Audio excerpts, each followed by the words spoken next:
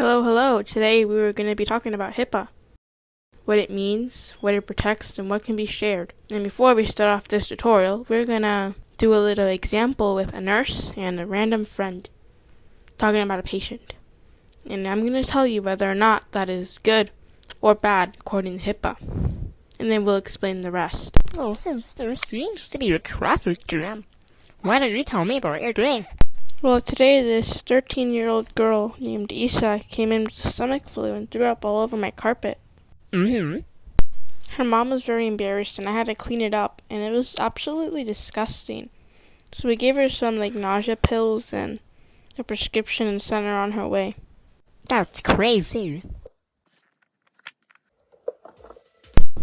Before we decide whether or not these women violated the HIPAA rule, what is HIPAA?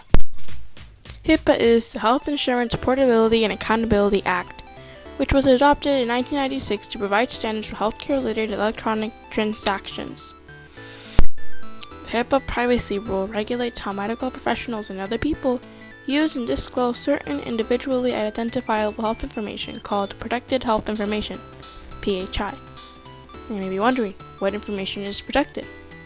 The individual's name, address, birth date, social security number, past, present, or future physical and mental health condition, healthcare services provided to the individual, and the past, present, or future payment for health services provided to the individual, the patient. Now, how do they maintain this person's privacy? Professionals should not leave patient records out in the open unattended. Professionals must make reasonable efforts to avoid being overheard and reasonably limit shared information. Professionals are not to speak about patients with any of the information listed above with anyone other than the professionals working with the patient. Now you might be wondering, what information can be shared?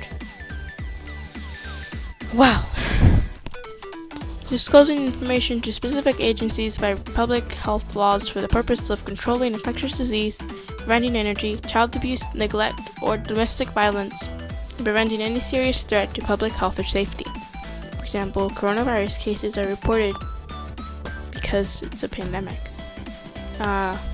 Complying with workers' compensation laws, providing information for legal proceedings, providing law enforcement agencies with information to locate or apprehend fugitives and to identify victims or missing persons.